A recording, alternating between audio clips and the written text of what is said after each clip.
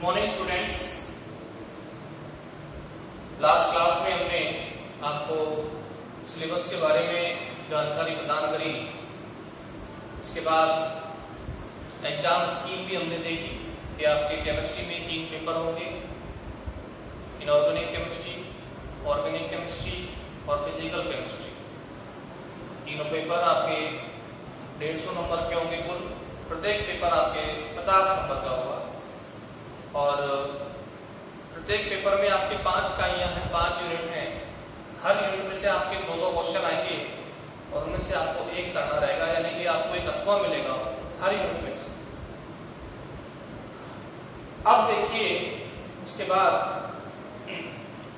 Syllabus में हमने बताया आपको कि प्रथम जो यूनिट है आपकी यूनिट फर्स्ट, वो है कार्बनिक अभिक्रियाओं की क्रियाविधि। इस यूनिट में से आपके 2 क्वेश्चन आएंगे, आपको एक करना अथवा में रहेगा एक क्वेश्चन। तो हम इस यूनिट को स्टार्ट करते हैं आज से। देखिए, सबसे पहले मैं आपको बेसिक से स्टार्ट करता हूं। देखिए, सबसे पहले मैं बता दूं आपको कि केमिस्ट्री होती क्या है। What do you mean by chemistry? ठीक है, केमिस्ट्री के जनक कौन है? तो देखिए, आपने पढ़ा होगा 11th क्लास में भी कि हम केमिस्ट्री को इस तरह से डिफाइन कर सकते हैं कि विज्ञान की वह शाखा जिसमें हम पदार्थ की संरचना, उसके गुणधर्म और उसकी अंतर क्रियाओं पर अध्ययन करते हैं, कहलाएगी रसायन विज्ञान। मैं दोबारा बोल रहा हूं, विज्ञान की वह शाखा जिसमें हम पदार्थ की संरचना, उसके गुणधर्म और उसकी अंतर क्रियाओं का अध्ययन करेंगे, कहलाती है केमिस्ट्री या रसायन विज्ञान। अब देखिए, बात आती है रसायन विज्ञान के जनक कौन थे। तो लेवोजिए, हम बोलते हैं लेवोइजम इंग्लिश के अंदर, उसको हम रसायन विज्ञान का जनक कहते हैं। रसायन विज्ञान की खोज, रसायन विज्ञान की जो जनक है वो कौन है? लेवोजियर, जिसे हम लेवोजिए भी बोलते हैं। अब देखिए, उसकी जो शाखाएं थी उनमें है कार्बनिक रसायन, इनऑर्गेनिक केमिस्ट्री, कार्बनिक रसायन, ऑर्गेनिक केमिस्ट्री, भौतिक रसायन, फिजिकल केमिस्ट्री। मैं आपको पेपर सेकंड यानी कि कार्बनिक रसायन, ऑर्गेनिक केमिस्ट्री के बारे में जानकारी दूंगा। अब देखिए, नाम में आ रहा है ऑर्गेनिक केमिस्ट्री यानी कि कार्बनिक रसायन। कार्बनिक रसायन में हम कार्बनिक अणुओं का अध्ययन करेंगे। अब कार्बन के अणुओं का अध्ययन क्यों किया गया कार्बनिक रसायन में? क्योंकि कार्बन के अंदर एक प्रवृत्ति होती है श्रृंखलन की। वो अपने से समान या विषम परमाणुओं से आपस में जुड़कर बहुत सारी संख्या में कार्बनिक अणुओं का निर्माण कर सकता है। तो हम ये बोल सकते हैं कि कार्बन में श्रृंखलन की प्रवृत्ति होती है। इसी वजह से हमने बहुत सारे कार्बनिक अणुओं का निर्माण किया कि कार्बन अपने समान या विषम परमाणु में जुड़ के बहुत सारे यूनिट बनाता है। इस वजह से हमें इन सभी कार्बनिक अणुओं का अध्ययन करने के लिए एक विज्ञान के, रसायन विज्ञान की एक नई शाखा बना दी, जिसे हम बोलते हैं ऑर्गेनिक केमिस्ट्री या कार्बनिक रसायन। देखो, श्रृंखलन कैसे होता है पता है ना? ये कार्बन जुड़ा 2 मेथेन, ये क्या है? एथेन है। 2 कार्बन आपस में जुड़ गए, श्रृंखलन बोलेंगे। 3 कार्बन आपस में जुड़ गए, श्रृंखलन बोलेंगे। ये क्या बन गया? ये होता है CH3, CH3 इधर 2 है, CH प्रोपेन। ऐसे 4, 5, 6, 7, ठीक है। ऐसे देखो, CH3OH एल्कोहल बन गया। विषम परमाणु कौन है? ऑक्सीजन और कार्बन में बंद हो रहा है। तो अपने से समान या असमान परमाणु से क्या बना रहा है? ये बंध बना रहा है। बहुत सारे कार्बनिक अणुओं का निर्माण हो रहा है। इसलिए इनके अध्ययन के लिए हमने क्या बनाई? एक नई शाखा का निर्माण कर दिया, जिसे हम कहेंगे कार्बनिक रसायन। अब कार्बनिक रसायन में हम क्या पढ़ रहे हैं? कार्बनिक अभिक्रियाओं की क्रियाविधि। तो देखिए, इसमें सबसे पहले ये हमें पता लगाना होगा कि जो कार्बनिक अणु है, जैसे कि ये एथेन है, ये मैथेन है, टेट्राहेड्रल होता है चतुष्फलकीय। तो इस मैथेन के अंदर जो बंध बन रहा है C में और H में, उसकी प्रवृत्ति कैसी है? वो आयनिक है या सहसंयोजक है या उपसहसंयोजक है, ये हमें सबसे पहले पता लगाना है। तो देखिए, आप ध्यान रखेंगे जितने भी कार्बनिक अणु होते हैं उनमें मुख्यतया सहसंयोजक बंध पाया जाता है, जो कि क्या होता है? एक मजबूत बंध होता है। अब बात आती है कि भाई ये सहसंयोजक बंध होता क्या है? आपने पढ़ा होगा, 12th क्लास में पढ़ा होगा, पहले 11th में पढ़ा होगा कि सहसंयोजक बंध कहते किसे हैं। तो पहला हमने यह स्टेटमेंट लिखा कि कार्बनिक अणुओं में क्या होता है? सहसंयोजक बंध होता है। कैसा बंध होता है? सहसंयोजक बंध होता है, कोवलेंट बॉन्ड। अब ये सहसंयोजक बंध कहते किसे हैं? देखिए, दो परमाणुओं के मध्य इलेक्ट्रॉन के समान साझे से जो बंध बनता है उसे हम कहते हैं सहसंयोजक बंध। एग्जांपल के देखो, एक इलेक्ट्रॉन दिया ए ने, एक दिया बी ने, दोनों का साझा हो गया और दोनों के साझे से क्या बन जाएगा? बंध बन जाएगा। इसे हम कहेंगे सहसंयोजक बंध, ए बॉन्ड बी। यानी कि एक सहसंयोजक बंध में दो इलेक्ट्रॉन होंगे और एक तो देगा एक परमाणु, दूसरा देगा दूसरा परमाणु। यानी कि दो परमाणुओं के मध्य इलेक्ट्रॉनों के समान साझे से जो बंध बनता है उसे हम कहेंगे सहसंयोजक बंध। जैसे कि देखो एग्जांपल, ये देखो हाइड्रोजन बड़ा अणु H2, कैसा है? इसमें एक इलेक्ट्रॉन S ने दिया, एक दूसरे ने दिया, क्या बन गया? H2 hydrogen. ठीक है, ये अणु है। अब यदि यह सहसंयोजक बंध इसमें पाया जाए, कार्बनिक अणुओं में पाया जाए, जैसे कि देखो ये CH4 है, इसमें 4 H जुड़ रहे हैं, मैथेन। अब एक इलेक्ट्रॉन C का है, एक H का है, यहां पर भी एक C का है और एक H का है, यहां पर भी एक C का है और एक H का है। तो ये कौन सा बंध है? सहसंयोजक बंध। तो कार्बनिक अणुओं में कौन सा बंध पाया जाएगा? सहसंयोजक बंध पाया जाएगा। इसे तोड़ने के लिए हमें अधिकतम ऊर्जा की आवश्यकता होती है। और सहसंयोजक बंध क्या होता है? दो परमाणुओं के मध्य इलेक्ट्रॉनों के समान साझे से जो बंध बनता है उसे हम कहते हैं सहसंयोजक बंध। अब देखिए, हमारी जो यूनिट है वो है कार्बनिक अभिक्रियाओं की क्रियाविधि। तो सबसे पहले मैं आपको बताऊंगा कि कार्बनिक अभिक्रिया संपन्न कैसे होती है। ठीक है, फिर हम इसके बारे में आगे जानकारी प्राप्त करेंगे। तो देखिए, कार्बनिक अभिक्रिया संपन्न कैसे होती है। देखो, सबसे पहले क्या होता है, कोई भी हम क्या लेंगे? कार्बनिक अणु। क्या लेंगे? कार्बनिक अणु लेंगे।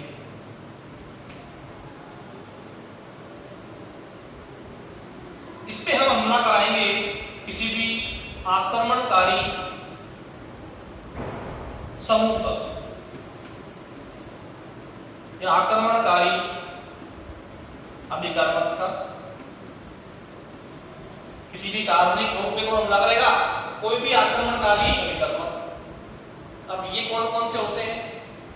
ये दो होते हैं, या तो होगा इलेक्ट्रॉन स्पिन या क्या होगा? नाभिक स्पिन। ठीक है, दो होंगे आक्रमणकारी अभिकर्मक, या तो इलेक्ट्रॉन स्पिन या फिर नाभिक स्पिन। तो जब कार्बनिक अणु पर किसी आक्रमणकारी अभिकर्मक का हमला होगा तो उससे क्या बनेगा? मध्यवर्ती बनेगा। क्या बनेगा? मध्यवर्ती बनेगा।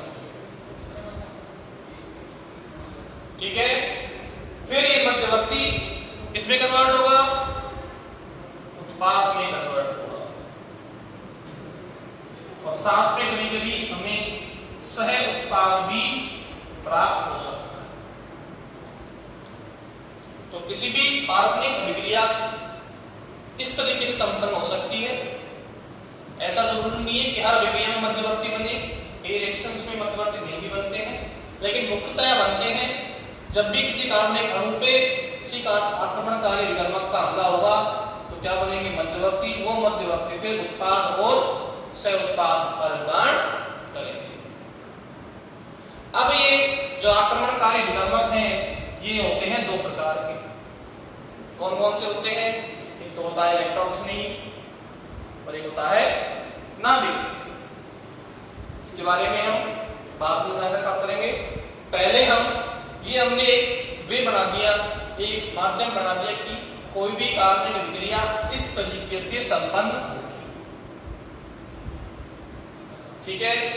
अब इसका आंतरिक रूप से विस्तार रूप से अध्ययन हम इस यूनिट के अंदर करेंगे, क्योंकि इसका नाम क्या है? जो अभिक्रिया संपन्न हो रही है उसकी क्रिया विधि क्या है, किस तरीके से उसमें बंध टूट रहे हैं, बंध बन रहे हैं, मध्यवर्ती कौन बन रहा है, मध्यवर्ती कितने प्रकार के होते हैं, उनका अध्ययन करेंगे। मध्यवर्तियों के प्रकार कौन से? जैसे कि देखो मध्यवर्ती के एग्जांपल कौन से हैं बताओ आप। मध्यवर्ती देखो, एक तो होता है कार्बोधनायन या कार्बो कैटायन, ये मध्यवर्ती होता है। मध्यवर्ती के एग्जांपल बताओ मैं आपको। एक होता है कार्ब ऋणायन, कार्ब एनायन भी बोलते हैं। ठीक है, ये भी क्या है? मध्यवर्ती। एक होता है मुक्त मूलक, मुक्त मूलक ये भी क्या है? मध्यवर्ती। ऐसे ही देखो होता है कार्बीन, एक होता है नाइट्रीन, एक होता है बेंजाइन, ये सभी क्या है? मध्यवर्ती है। अब अभिक्रियाओं में ये मध्यवर्ती बनते कैसे हैं?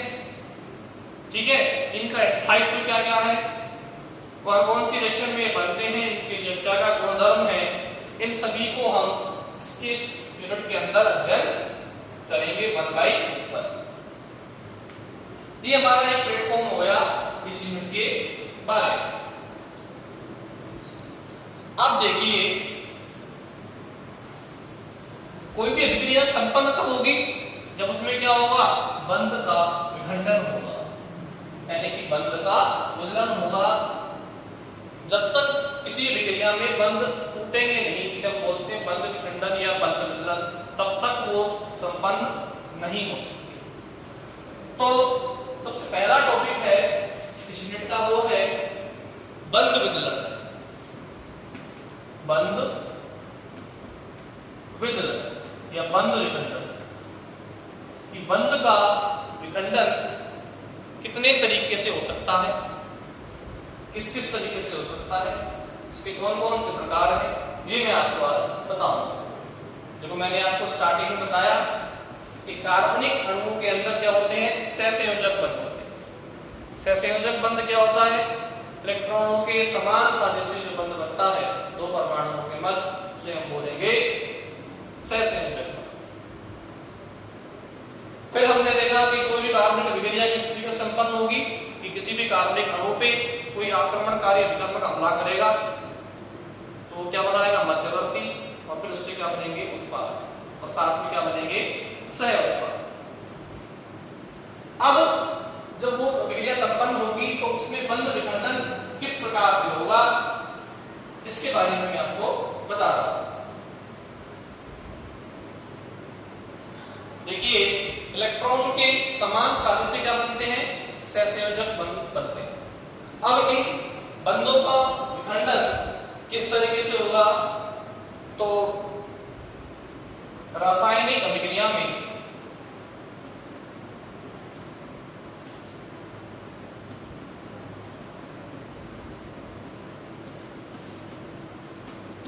बंध विखंडन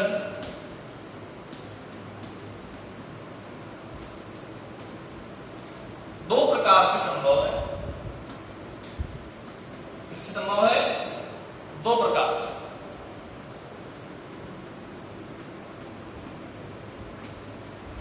ये दो प्रकार कौन कौन से हैं?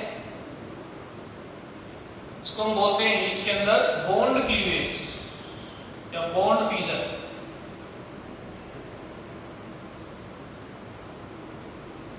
ये दो प्रकार कौन कौन से हैं? पहला तो है होमोलाइटिक क्लीवेज, जिसे हम बोलते हैं समान स्विखंडन। पहला कौन सा है? समान स्विखंडन। और दूसरा कौन सा है? विषमान स्विखंडन। विषमान स्विखंडन। तो आप टोपी डालें बंद विदलन पर एक लाइन लिखें, इससे संयोजक बंद दो परमाणुओं के मध्य, संयोजक बंद दो परमाणुओं के मध्य एक इलेक्ट्रॉन युग्म के साझे से बनता है, साझे से बनता है। इसके बाद देखें आप रासायनिक अभिक्रिया में बंध विखंडन दो प्रकार से होता है। पहला लिखें समान स्विखंडन, जिसे हम बोलते हैं होमोलाइटिक क्लीवेज। दूसरा लिखें विषमान स्विखंडन, जिसे हम बोलते हैं हेटेरोलाइटिक क्लीवेज।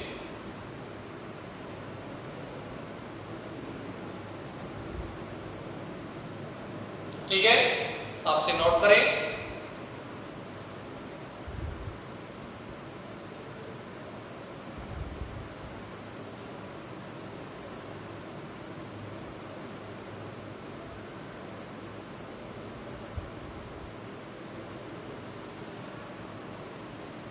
अब सबसे पहले हम जानकारी प्राप्त करेंगे समान स्विखंडन के बारे में।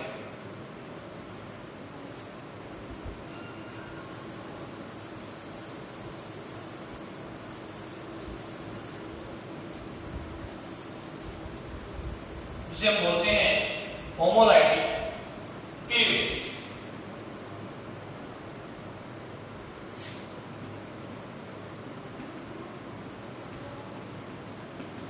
समान बंध विखंडन या समान बंध विदलन।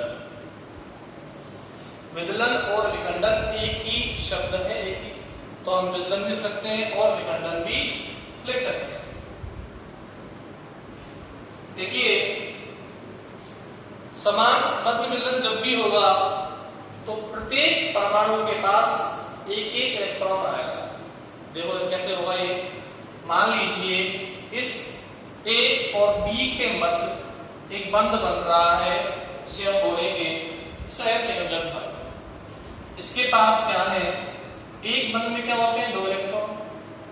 तो जब A और B के मध्य समान स्विदलन होगा तो एक इलेक्ट्रॉन जाएगा A पर और दूसरा जाएगा B पर, यानी कि दोनों परमाणुओं के पास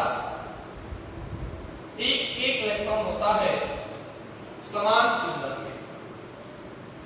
ठीक है, इसको हम इस तरीके से शो करेंगे या इसको हम ऐसे भी शो कर सकते हैं। देखो जैसे कि हमने इसको शो किया,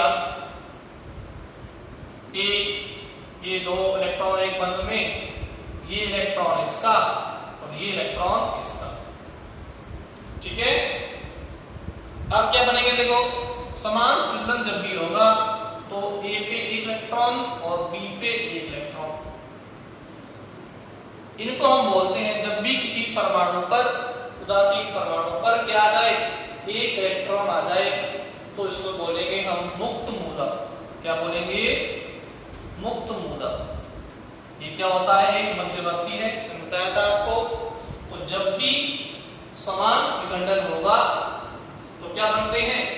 मुक्त मूलक बनते हैं। ठीक है, इसमें क्या होता है, प्रत्येक परमाणु के पास क्या होगा? एक इलेक्ट्रॉन होगा। तो आप इसमें एक लाइन लिखें कि समान विदलन में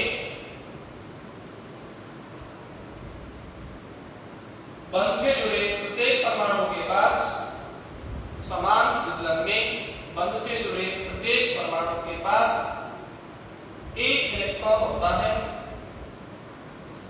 एक इलेक्ट्रॉन होता है।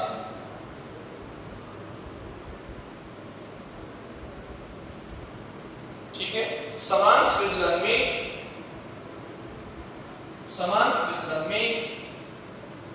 एक उदासीन और क्रियाशील मध्यवर्ती, एक उदासीन और क्रियाशील मध्यवर्ती मुक्त मूलक प्राप्त होता है। एक उदासीन और क्रियाशील मध्यवर्ती मुक्त मूलक प्राप्त होता है। इसको हम क्या बोलेंगे? मुक्त मूलक। ये कैसा होता है? उदासीन और क्रियाशील। ठीक है, अब इसके बारे में हम डिटेल से स्टडी आगे करेंगे, क्योंकि मैंने बताया था आपको कि मध्यवर्तियों को हम एक एक करके अध्ययन करेंगे अलग से। यहाँ तो केवल मैं आपको ये बता रहा हूँ कि बंध का विदलन क्या होता है और इससे बनता क्या है। अब देखो किन किन परिस्थितियों में ये समान संयोजन हो सकता है, वो मैं आपको यहाँ बता रहा हूँ।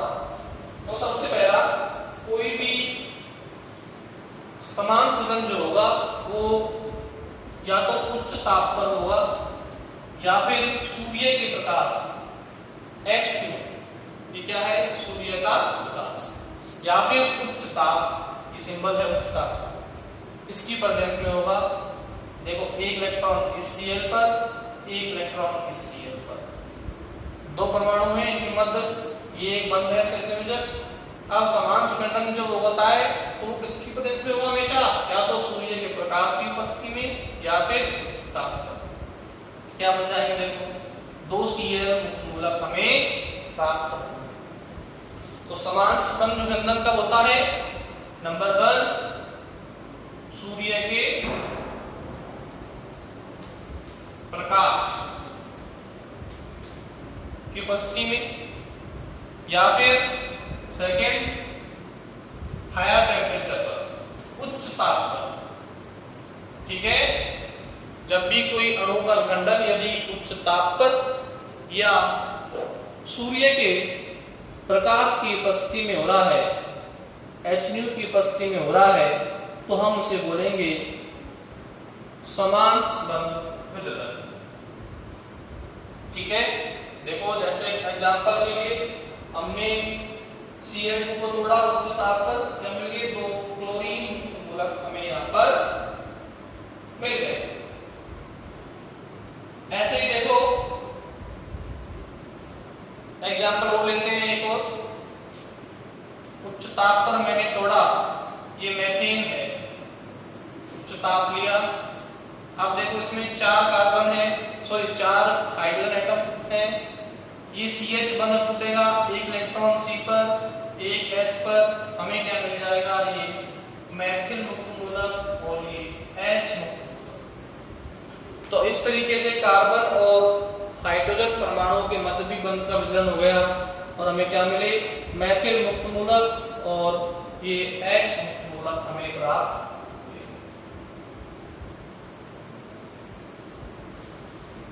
तो इसमें आप ये लिख सकते हैं कि ऐसी विक्रियाएं उच्च ताप अथवा पराबैंगनी प्रकाश की उपस्थिति में संपन्न होती हैं।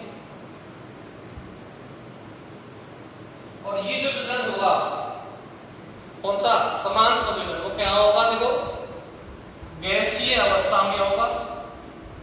कौन सी अवस्था में होगा? गैसीय अवस्था में, पहली बात। और इसमें होगा अध्रुवीय विलायक में, इसमें अध्रुवीय विलायक। जल कैसा विलायक है? ध्रुवीय। जितने भी कार्बनिक अणु हैं, जल कैसा विलायक है? ध्रुवीय। अकार्बनिक विलायक, अध्रुवीय विलायक कौन कौन से होते हैं? जैसे बेंजीन है, ठीक है, ज़ाइलीन है, ये सभी जो विलायक होंगे वो कैसे होते हैं? अध्रुवीय विलायक है, उनमें ये संपन्न होगी। तो आपसे नोट कीजिए, समान संबंध विदलन को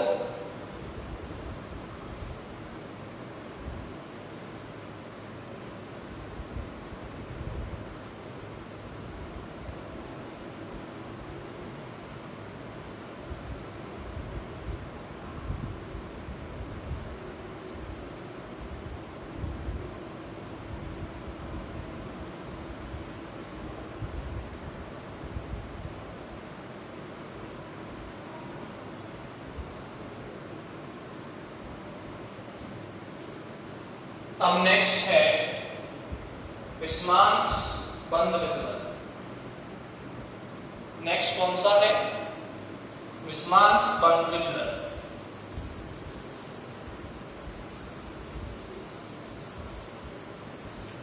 तो इसके लिए दो कंडीशन थी। समांस के लिए सूर्य का प्रकाश की उपस्थिति में होगा या फिर उच्च ताप पर होगा, गैसीय अवस्था में होगा और अध्रुवीय विलायकों की उपस्थिति में होगा।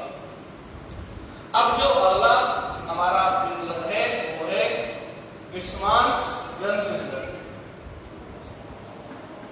अगला बंद विदलन कौन सा है? विस्मांस बंद विदलन।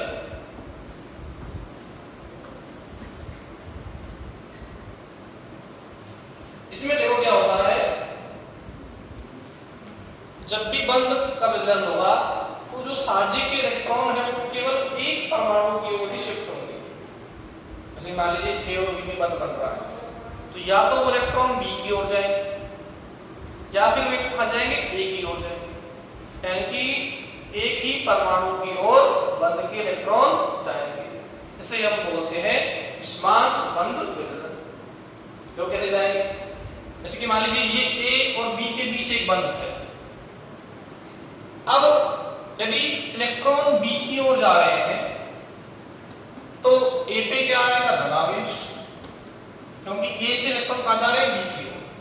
और बी पे अत्यधिक इलेक्ट्रॉन आ गए तो बी पे आ जाएगा ऋणावेश। हमें क्या मिलेंगे?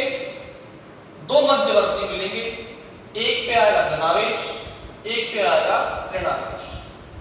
अगर वो ए क्या है? कार्बन है, तो कार्बन पे यदि क्या है? धनावेश आए तो उसे हम क्या बोलेंगे? कार्बोकैटायन या कार्बोधनायन।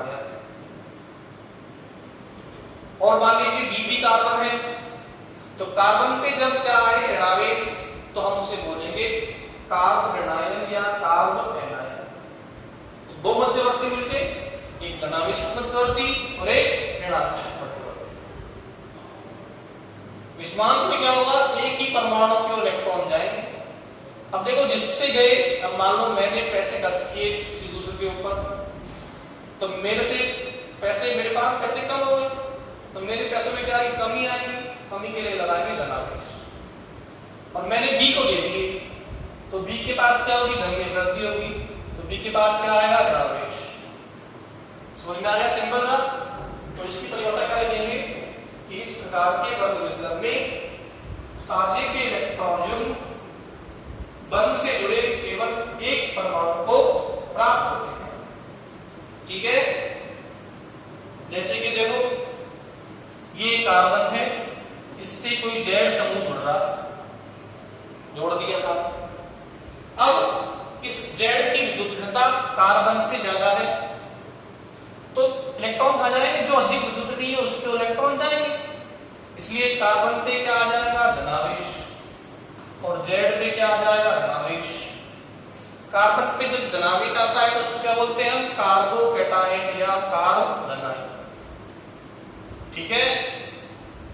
तो ये क्या बन गया? एक मध्यवर्ती बन गया। समझ में आया आपके?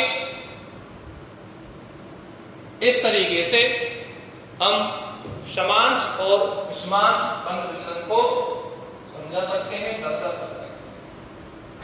ठीक है? तो आज की क्लास में हमने सबसे पहले केमिस्ट्री को डिफाइन किया, उसके बाद हमने देखा कार्बनिक रसायन होती क्या है, कौन कौन से बंध होते हैं, फिर इन बंध का विदलन कैसे होता है, समान रूप से होता है, विषमान रूप से होता है, और हमने ये भी देखा कि कोई भी कार्बनिक अभिक्रिया संपन्न कैसे होती है। कार्बनिक अणु पर कोई भी आक्रमणकारी समूह हमला करता है, इससे मध्यवर्ती बनते हैं, मध्यवर्ती फिर उत्पाद और क्या बनाता है, इससे उत्पाद बनाता है। आप देखिए, प्रॉपरली नोट्स बनाए, अपना रजिस्टर बनाए, ऑर्गेनिक केमिस्ट्री का फर्स्ट पेज पे जो मैंने पढ़ाया है उसमें जो मैंने बताया है आपको उसे नोट करें, और आप खुद भी अपनी स्किल के अनुसार नोट्स बनाएं, बेहतर से बेहतर। कोई दिक्कत आती है तो आप मेरे से डिस्कस कर सकते हैं। ठीक है, इससे आगे हम नेक्स्ट क्लास में देखें। Thank you.